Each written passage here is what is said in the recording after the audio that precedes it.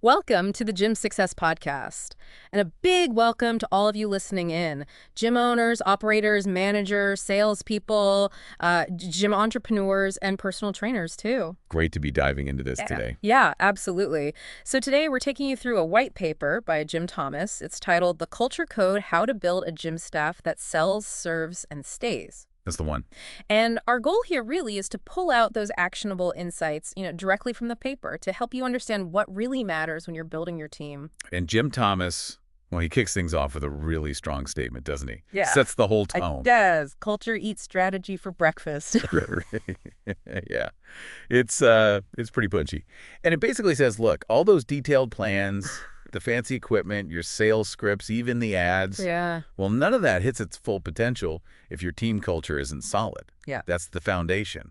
It's such a great phrase because it instantly makes you question, okay, what is actually driving success here? Yeah. He's saying culture isn't just like some fluffy HR thing. It's the absolute heartbeat. The heartbeat, yeah. It directly impacts how your team talks to members, how well they sell. And crucially, if they even stick around. Exactly. The paper kind of positions culture as the operating system for everything else. Okay, OS. I like that. Yeah. You can have the base strategy, but if the team's not aligned, not motivated, maybe because the culture's off, well, that strategy, it's probably going to fall flat. So this white paper, it isn't just talking theory then. It actually promises a step-by-step guide. Yeah, a practical approach to building this culture code. It goes from the why culture matters straight into the how you actually, create it and nurture it. Which is super valuable. Gives you a real roadmap. Takes that big idea of culture and breaks down, makes it manageable, things you could maybe start doing tomorrow. Okay, let's get into it. Where does he suggest starting? The paper seems to kick off with getting the right people in the door first. That's right, attracting high-performing talent. And step one for that. Step one is really nailing down and promoting your employer brand. Employer brand, okay. Think about it. If you want the best folks, you've got to be a place where the best want to work. You're not just hiring, you're actually attracting them. Makes sense. And the paper has questions to help you figure that out? Yeah, some key ones, like what do we really stand for? Well, what kind of stuff do we actually celebrate here? Okay. And maybe the big one, why would someone choose to work here over the gym down the street? Or, any other job they could get? So you need to figure out that unique value proposition, but for employees. Exactly. And once you know it, the paper says, shout it from the rooftops. Huh. Okay, maybe not literally, but... Well, almost. Get your mission, your vision, your core values, put them on your careers page, in the job ads, share them on social media, even like on the walls inside the gym. So it's super clear who you are and what you're about. Right. The paper's point is that great staff, they're not just after a paycheck. They want something more.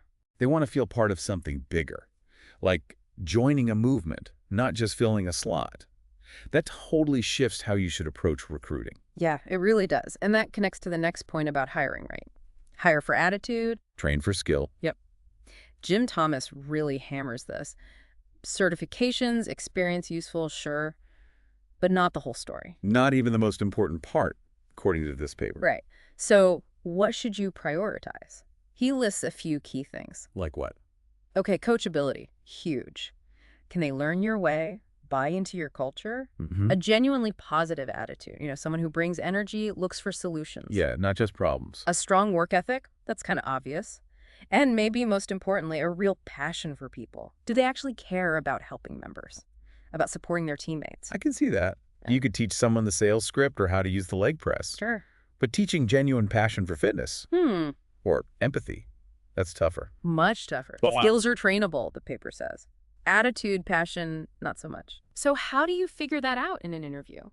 Well, a practical tip is using behavioral questions. Okay, like... Instead of just asking, can you handle conflict? Yeah. Ask, tell me about a time you did handle conflict with a coworker or member. Gotcha. Get specifics. Exactly. Ask about teamwork under pressure, dealing with difficult customers. Their past actions are a pretty good clue about their default attitude and work ethic. It gets beyond just the resume, digs into who they really are. Mm-hmm.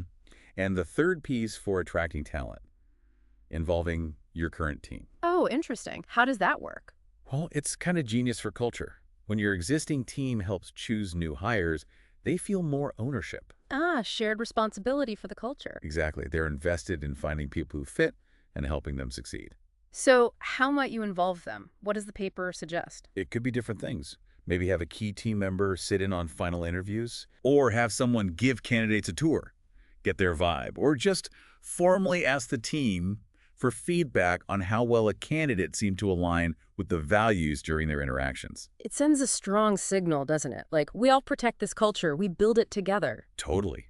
Makes hiring a team effort, not just something management does to the team. Okay, so that covers attracting the right people, but then the paper moves into developing them once they're hired. Yeah, because getting them in the door is just the start. The paper says strong culture needs intentional development, not just random pep talks. Right. You can't just hope it happens. No. Training needs to be, as the paper puts it, embedded in your gym's DNA. Embedded in the DNA. I like that. It's core, not an extra. Exactly. And the first place that shows up is onboarding, making that a real experience. Not just paperwork and a quick tour. Definitely not. Those first 30 days, they're critical. They set the tone for, well, maybe their whole time with you. So what makes for a great onboarding experience, according to this paper? Okay, several things. Shadowing your top performers is key. Let them see best practices live. A deep dive into your specific sales and service philosophy. Not just the steps, but the why behind them. Understanding the purpose. Yeah, role-playing real situations builds confidence. And they recommend creating a culture playbook. A culture playbook. Tell me more. Basically, a document that spells out your values, the expectations, the goals, the unwritten rules, maybe. It just makes everything explicit. That sounds incredibly helpful. Formalizes the how we do things around here. Exactly. And the paper says the payoff is huge. When new hires get the why behind the how, performance and engagement they take off. Because they feel connected to the mission right away. Right. And following that initial onboarding, the paper really pushes for consistency. Train weekly, not yearly. The fitness analogy again. Consistent workouts get results. You got it. Training can't be just an annual tick box exercise. It has to be ongoing. So what kind of weekly training topics are we talking about? Oh, lots of options. Breaking down parts of the sales process, practicing how to handle common objections, workshops on service skills and empathy. Conflict resolution too, maybe. Definitely. Even stuff like personal growth, leadership skills for those showing potential. And mix up how you deliver it, right? Keep it fresh. Yeah, exactly. Quick team huddles, maybe short video trainings they can watch, bring in guest speakers sometimes, use mystery shopper feedback, live role plays. Variety helps. Keeps people engaged. For sure. And all this development work kind of leads to a really core idea in the paper. Connecting sales and service. Okay, how so? The paper argues that in the best gym cultures, sales and service aren't separate things. They're basically one and the same. Interesting. So it's about changing how the team thinks about selling. Absolutely. The real magic happens when the whole team truly believes that selling isn't about being pushy. It's actually a way of helping people. Helping them find the right solution for them. Precisely. And when that mindset clicks, What happens then? How does it look day to day? well, referrals start feeling more natural because members feel helped, not sold to. Okay. Upsells, like for personal training or a specialized program, feel like genuine upgrades to help the member reach their goals faster, not just hitting a target. Right, it feels like service. Yeah. Even selling tickets to a gym event or suggesting some gear becomes about deepening that member's connection and experience. It makes the whole sales process feel more authentic, more aligned with why the gym exists in the first place. Exactly. The paper sums it up perfectly. Selling is serving. That's a powerful shift, especially for staff who might be, a bit wary of traditional sales. It reframes the whole thing. All right, so we've covered attracting the right folks, developing them through onboarding and ongoing training.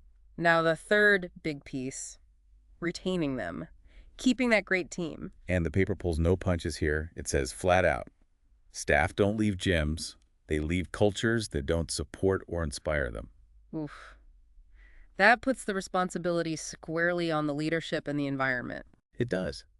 And retention, according to jthomas, really rests on 4 pillars. Purpose, praise, progress, and people-first leadership. Okay, let's unpack those, starting with purpose. Setting a vision bigger than the job itself. Yeah. People stick around when they feel their work matters, that it contributes to something significant. So leaders need to constantly connect the dots. Oh. Talk about how the team's work transforms lives. Share member success stories. Yeah. Celebrate building the community. Explain how even small day-to-day tasks contribute to that big picture. Help them see their impact. Exactly. Make the purpose tangible. Okay, purpose. Then there's praise. The paper says recognition isn't just nice, it's necessary. Absolutely critical. You've got to actively recognize and reward the right stuff, the behaviors and results you want to see more of. Like what specifically? Things like hitting sales goals consistently, sure. But also getting rave member feedback, showing great team spirit, or taking an initiative, stepping up in little leadership moments. And it's not just about money, right? The paper mentions other ways to recognize people. Yeah, compensation's important, obviously. But things like public praise in a team meeting can be huge. Maybe a staff of the month feature. Little things, too. Yeah. Surprise coffee cards, some gym swag, maybe even an extra bit of paid time off. It just shows you see them, you appreciate them, beyond just the numbers. That personal touch matters. Okay, Yeah. purpose, praise, then progress. Creating career ladders. This is key. Good people leave when they feel stuck. They need to see a path forward within your gym. So outlining potential growth, like front desk to sales advisor to sales lead. Exactly. Or trainer to master coach to fitness director. Show them the possibilities. And then help them get there. Crucial point. The paper stresses promoting from within whenever possible. And you have to support that growth with training, mentoring, goal setting, invest in their development. Makes sense. Okay, the last pillar for retention was people-first leadership, but there's a really specific tactic mentioned, stay interviews. Ah, yes. This is so smart. Proactive, not reactive. Instead of waiting for the exit interview. You regularly check in with your current valuable team members. Find out what keeps them happy and what might be frustrating them before it becomes a reason to leave. What kind of questions do you ask in a stay interview? The paper suggests things like maybe quarterly asking, what do you really love about working here? Right. What things are currently frustrating you? How can we support you better? And the direct one, what might ever make you consider leaving? Those require some real honesty. They do. And the most important part, you have to act on the feedback. Right. Just asking isn't enough. Not at all. Acting on it shows you're listening, you value their input, and you're committed to making things better. It lets you fix problems before they cause someone to walk out. It's like continuous improvement for your culture. That's brilliant. Okay, so we've walked through attracting, developing, retaining. How does the paper wrap all this up? It comes back to that core idea. Culture is your competitive advantage. The culture eats strategy thing again. Exactly. Competitors can copy your prices, your equipment, maybe even parts of your process. But your culture, They can't replicate that. It's unique. it's your gym's fingerprint. Yeah. And when you build it right, intentionally, it becomes your single biggest edge. And the result of having that strong culture, what does that look like? The paper paints a picture of a team that feels truly connected, supported, celebrated. They don't just show up. They step up. Yeah, they sell with intention Yeah. because they believe selling is serving. They serve with real heart. And they stay. They stay to build something meaningful. That's the goal. A team building a legacy. Right. And there's one final, really simple, practical tip the paper offers. Oh, yeah. What's that? The daily culture touch point. Okay. Just a quick, 5-minute team huddle. Super simple ritual. What do you do in 5 minutes? Share one recent success story member achievement, team member shout out. Set one clear intention for the day. And end by saying your gym's mission or mantra together. Wow. That sounds incredibly simple, but potentially really powerful. It is. It takes the mission off the wall and makes it real every single day. Reinforces purpose, connection, goals. A small-time investment for a big cultural return. You got it. Well, this has been incredibly insightful. This deep dive into Jim Thomas's culture code really lays out a clear path, attracting talent, developing them so they sell and serve well, and creating that culture where they want to stay. It really emphasizes that your team, well, they're the engine of the whole operation. Absolutely. And just a reminder for our listeners, if building out your own culture code feels like the next important step for your gym, the white paper does mention you can reach out to Jim Thomas directly for help. That's right. His number is 214-629-7223, or you can email him at jthomas@fmconsulting.net. Let me repeat that just in case. Phone is 214-629-7223, and the email is jthomas@fmconsulting.net. Perfect. Thanks. Building that team that builds your dream. It really does start with culture. Couldn't agree more. Yeah. So as we wrap up, maybe a final thought for everyone listening. Think about your own gym's culture right now.